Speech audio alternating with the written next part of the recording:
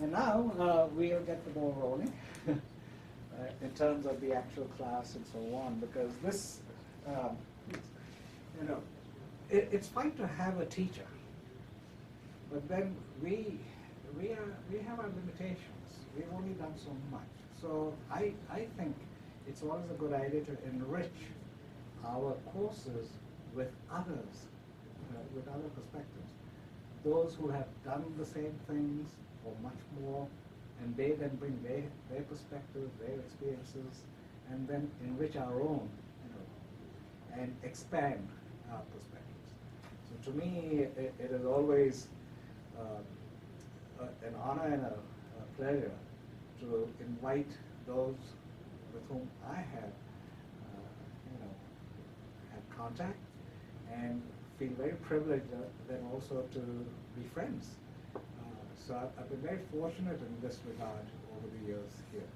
So to be able to share with you friends who are willing to come here and stick their necks out. And of course, like he was just teasing me, he said, "You didn't tell me about this being recorded." I said, "I never know if they're going to show up. So until that happens, I can't even share that." But Dr. Rowe and I, we go back a ways. The friendship that we have is very precious, and that's what I'm going to talk about briefly before I hand over to Nathaniel here. We have traveled together here and there, including Turkey a few years ago, and we were at a marketplace, and I, of course, always try to bring something back, a trinket or something for my wife, and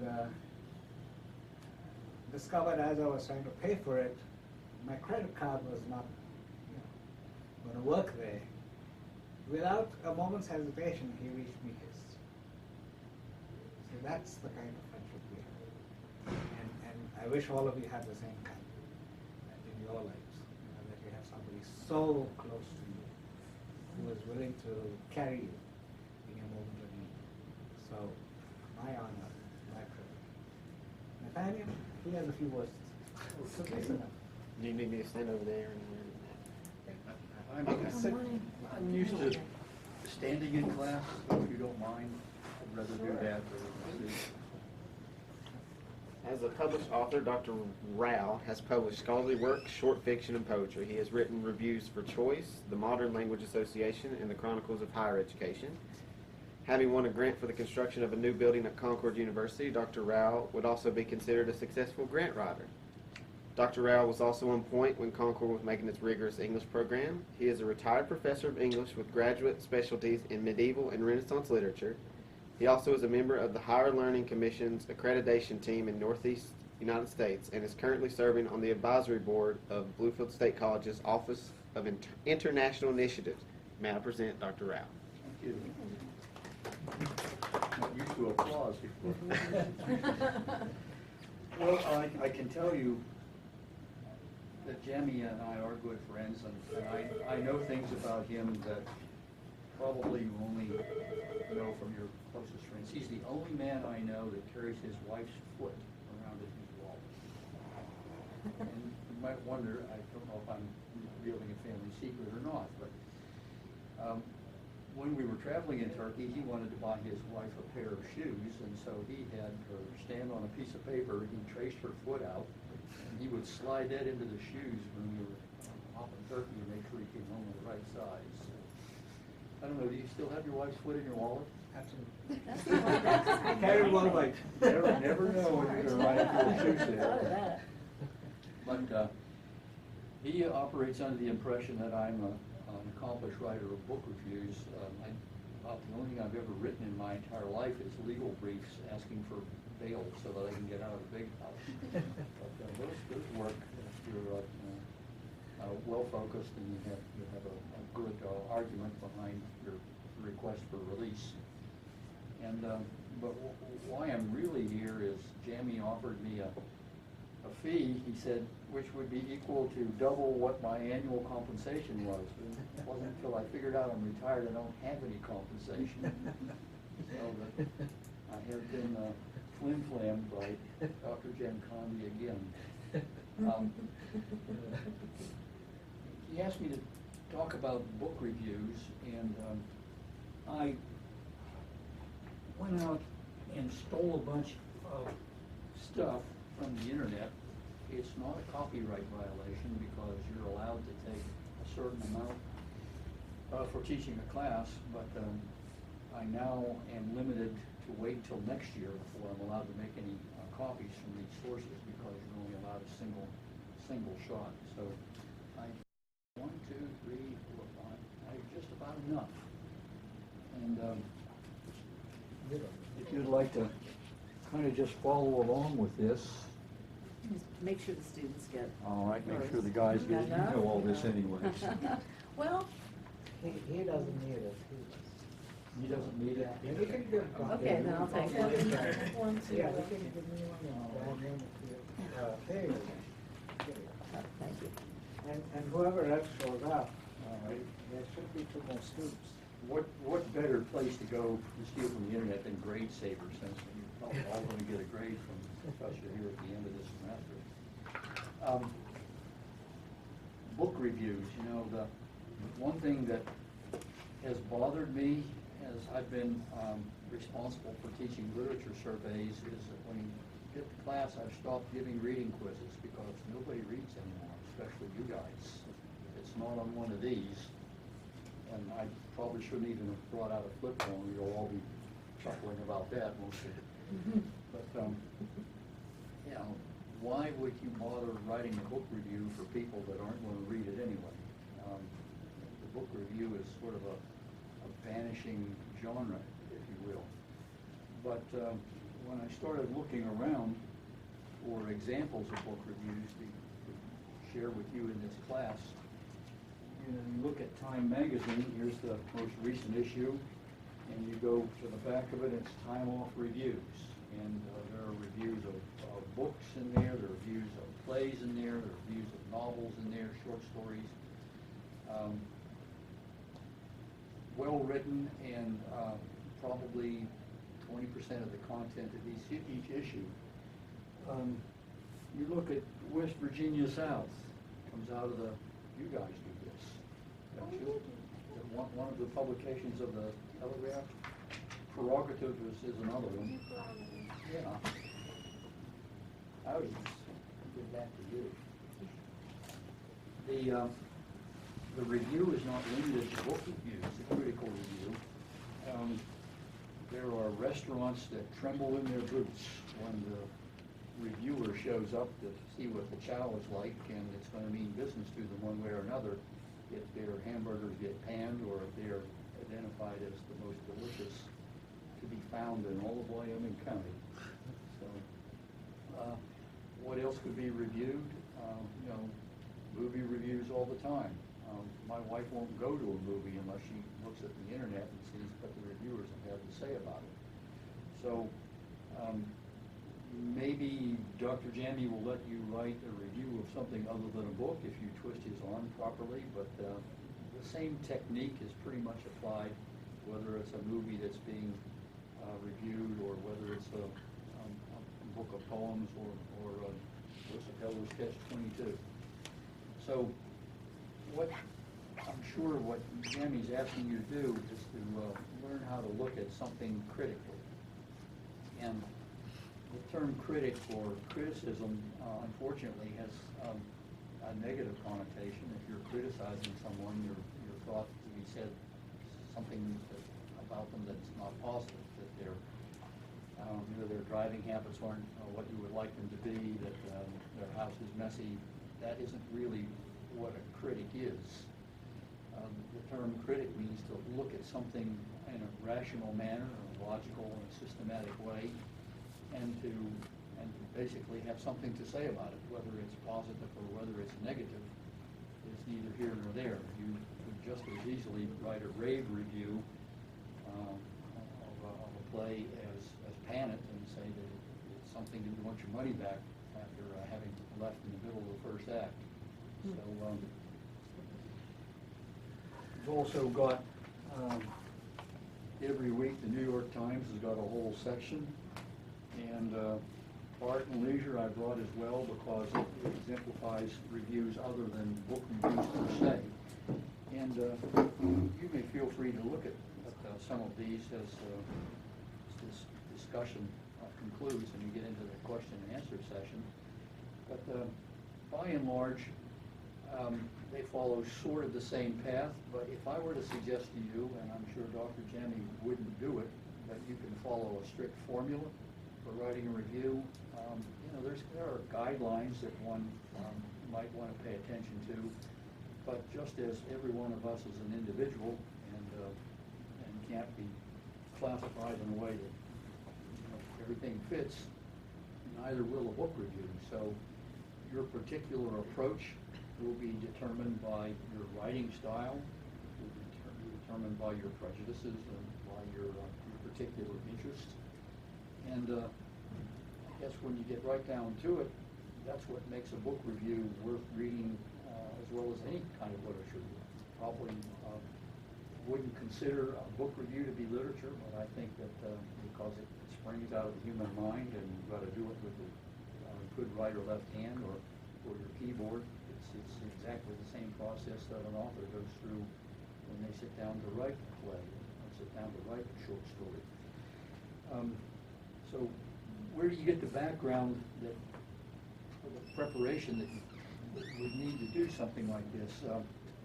I apologize by having the very first thing on the handout that I gave you is 2,500 years old, Aristotle's Poetics, and it gives you an idea that human beings have been thinking about what art is and what literature is for quite a long time, and just because you lived 2,500 years ago doesn't mean you're any dumber or any less inclined to express an opinion about something that you might be yourself this afternoon. So I'm not going to go over that point by point. I think that if I can just refer to a couple of parts of it, I'll leave it up to you to read it after it's all said and done. But Aristotle looked at character. He had a pretty sound idea about what he thought a person in a poem or a play should be like, what kind of characteristics they should exemplify. He was pretty well convinced that all art, in this case he's talking about epic poetry and tragedy and comedy, I guess you could say poetry and drama, but you have to be careful when you get to be my age and you're in a group of people and start yammering on and you forget what your next point is going to be. So he was convinced that all art, whether it be statuary or poetry, was imitation. So obviously, if you read William Faulkner's, The Bear, you don't have an actual bear standing there in front of you snarling and growling, old Ben ain't there. It's the artist's impression of what the bear looked like. It's William Faulkner's idea about how an old, betrapped, shot at, really cagey old bear has managed to survive for a long time. And what happens when people chase him and take his life. You're not in the hunt, you're in an imitation of a hunt. And you can see that in Greek thought. You're all familiar, I guess, with Plato's concept of the cave. He says that we're really here, we're just mere reflections of an ideal higher state. The actual sublime beings are up at the head of the cave, and all we get to see is their shadows moving around on the wall. Well, how does that apply to literature? It I believe, indicates more than anything else is that the novel that you're reviewing or the play that you're reviewing has been strained through the intellect, through the brain, through the artistic impressions of the human being that has created it. And the best play is one that elucidates both pity and fear. You are so involved with it that you say, "Come on, Oedipus, wise up." Maybe there's a passing chance that lady is your mom as well as your wife, but you also have to admire the character according to Aristotle. He has to be someone that, even though he's involved in an incestuous relationship, it really isn't his fault because the gods are making him do that. And he's doing his very level best under the circumstances. And at the end, you feel sorry for him, or you admire him for his willingness to stand up for what is right and pop his eyeballs out and go and sin no more. You find that a work of art like that, according to Aristotle, is best if it starts out right smack dab in the middle, in media res, grab the reader's or the viewer's attention right away, so that they want to see what's going to happen. And he looks at something that should have a beginning, a middle, and an end, and you sit there, scratch your head, and say, "Well, that makes sense. Write a novel. At least you should know where it starts and when it's halfway through, and what the resolution is." I gave you another example after Aristotle to look at. It's Edgar Allan Poe. And Poe presumably thought about what short fiction was and how to do it properly. He thought that it should be short enough to be read at one sitting, and if you had War and Peace sitting in front of you and your humanities instructor was saying you had to know what Russian literature was all about, Poe would say, "Phooey." If you can't read it all at one sitting, every time you come back to it, you got to get started all over again, and your attention is just dissipated all over the place. And there has to be unity of effect, and it has to have a logical conclusion, and the writer has to know what that conclusion is before she starts. And he felt that the best subject for art was knocking off a beautiful woman. So watch out, guys. Well, be that as it may, and if you look at Poe's literature, you see that he didn't always follow his own advice very well. But nevertheless, he had views about what art or what literature was supposed to be. And I only chose two arbitrarily. You can get Henry James, who says, your primary choice of every person is a critic, is whether or not you liked it. If you didn't like it, it ain't worth nothing to you. The 18th century thought that everything that had been worth doing had been done by the classics, and all of the moderns were just a bunch of phooeys and just reiterating or imitating what they couldn't do themselves. So he pays you money and he takes your choice as far as criticism is concerned, but my point is that you as critics need to do something very important, and that is you got to read it first. And James said that you can't write good fiction unless you have experienced what it is you're writing about. And so if you try to write a book review of something you're going to blow smoke at the professor, he's going to know right away that, I don't remember that, it was in there. The next thing you're going to have to do is probably take some notes as you go through. I know the book that you loaned me, the author says you should go through it, you should not underline because that defaces the book. You should draw little lines along the passages that you think are important. And I noticed that in the book, it's full of little lines drawn next to paragraphs or lines, and you followed his own advice. You're going to have to try and figure out what it's all about. And I'm not telling you anything you don't already know. That's one of the bad things about being in our profession right now. Jamie would admit, I think, and that is that most of you can get just about anything we say or do in class just by going to Google. We got to figure out what we're going to do in class that is going to be better than or in addition to what you find on the internet. The internet tells you that you got to look for theme. I also stole a couple of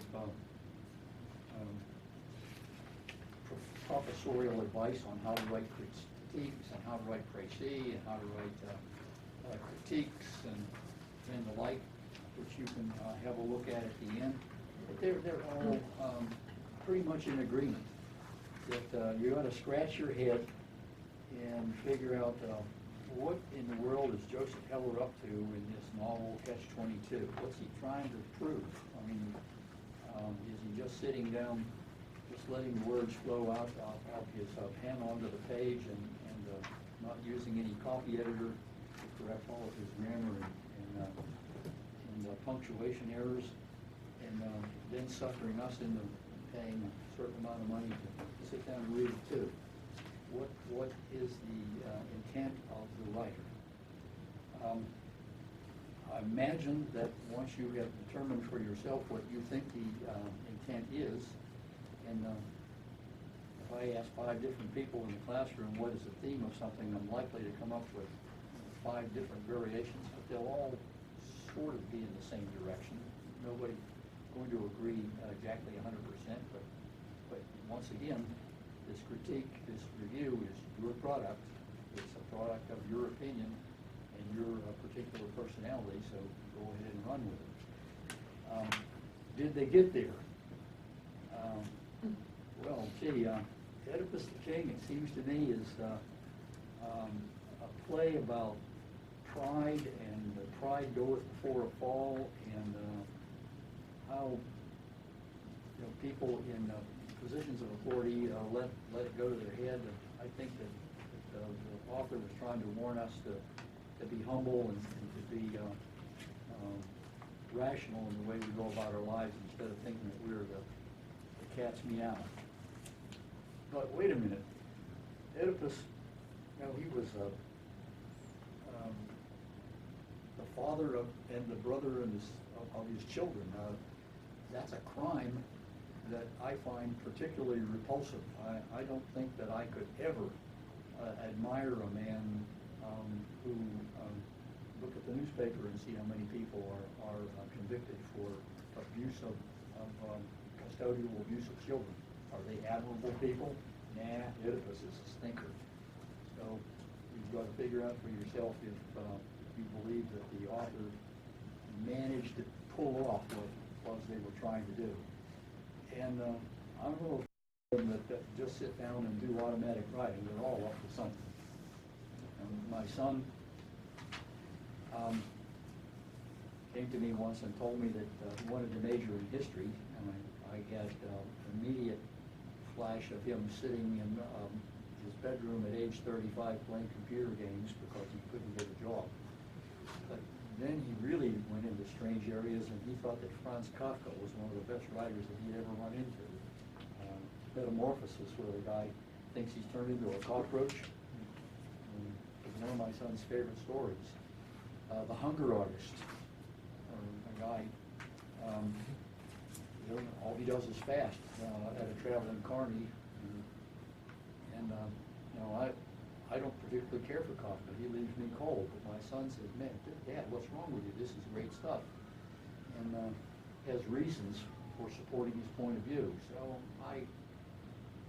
he does have a job, and he is paying his own rent now, and so I guess I can allow him to have his own opinion. But you'll be expected to come up with reasons to support your critique as well, because nobody likes a critic very much, do they? Especially the authors or the owners of the restaurants. They think that you're out to get them, that you're really kind of stupid because you haven't been able to ascertain what it was they were trying to get across, that you probably couldn't do as well as they did when they were starting out. And now they're an accomplished professional with accolades and plaques on the wall, and who are you to question them? You better come up with some good reasons to support your point of view. You don't necessarily have to fill your critique or your book review with an entire page of quotes. Say, see, they really didn't know what the heck they were doing. And on top of that, Kafka can't even spell cockroach. He made mistakes with spelling. If you're the president, George Bush or Donald Trump, you don't want to make any mistakes about grammar and usage, because people will jump on you right away. So will authors and others who feel that you've done them. But well, how about that? Yeah, it's a sign you better start doing better than you've done so far. We're gonna turn the lights out completely. I don't know how that game works. But, and after you've done all of it, just like Aristotle says, you've got to have some idea about where you were going with it, and the thing has to have a conclusion. So, and the conclusion has to make sense. The best conclusion that I think you can come to is to go back to English 101, and Dr. Janney was teaching you how to write a summary conclusion to an argument, because basically that's what a critique or a book review is. It's an argument that I've looked at this item, and this is what I think about it, and if you don't like it, you can put it in your pipe and smoke it. But here it is, and here's my conclusion, and these are all the reasons that I stated what I stated, and now I'm done. I can stop writing. You do really have to think about all this. You have to exercise your education and your reason and your rationale in order to write. And you know, I've made a whole career of communication, as like President Capehart said.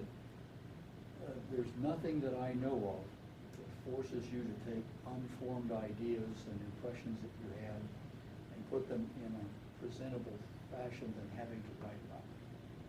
And whether you're a person that does your outline after you've written it and you make your outline fit what you've written, or you actually sit down and jot down some ideas and do an informal outline,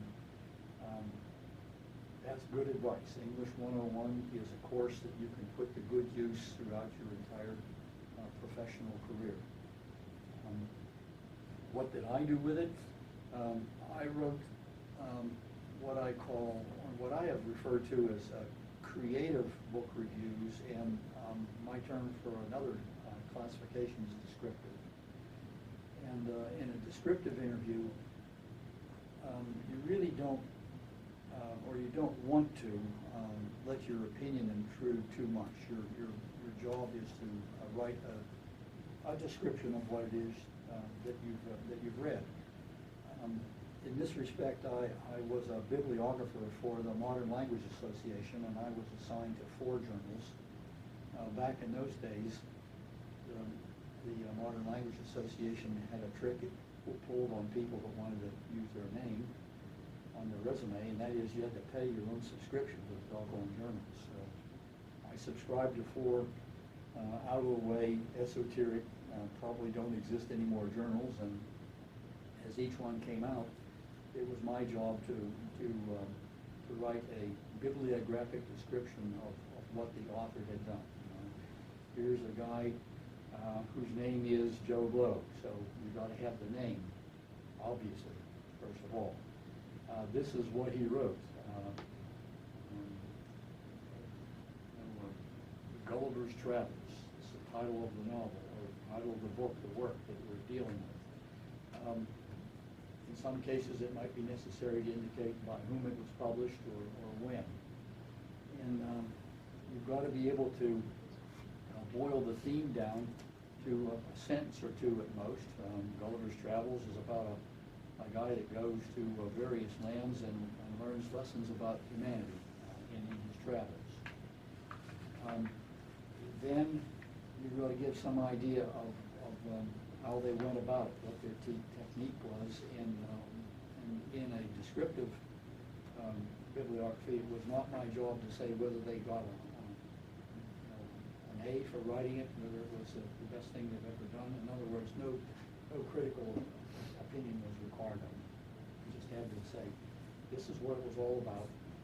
Presumably, someone should be able to come along after me and get a pretty good idea of essentially an abstract.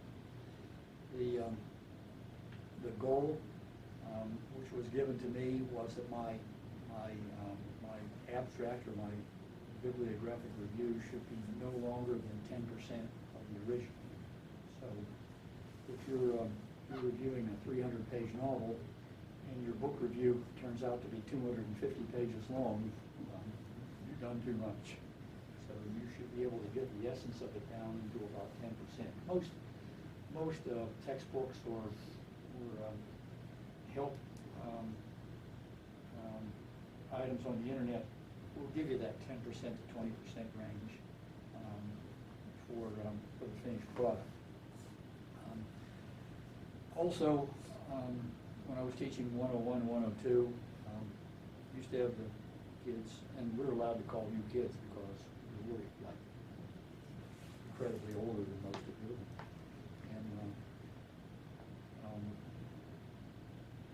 And we know darn well that you're going to hell in a handbasket, so we can call you kids if we want. But the students in my classes were also expected to write précis. Précis is also like a book review, and it's very much like the descriptive reviews that I wrote for the Modern Language Association. In that you've got to get the name, you've got to get the title, you've got to figure out what the theme was, you've got to figure out how they did it.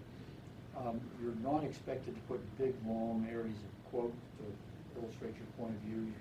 Throw citation from the work in every once in a while, if you wish to make a point. But again, it's your job to keep your nose out of the review. Someone should not read your précis and say, well, obviously he thought this novel sucked, or obviously he thought it was the best thing since sliced bread. You've got to be objective when you do a descriptive book, a précis or a critique or a book review. The other type, the literary book review, you've got your knife and your fork, and you can carve the thing up. And if you thought it was wonderful, you're expected to be able to say so. And people are going to read your creative or your literary book review for just that reason. They want to know whether you liked it, whether you didn't, and what was. And depending on which way your style goes. If you want to be flamboyant and you want to insult the author on every other line that you write, have at. If you want to take a chance on doing it that way, it's entirely up to you. If you want to gush and say that the author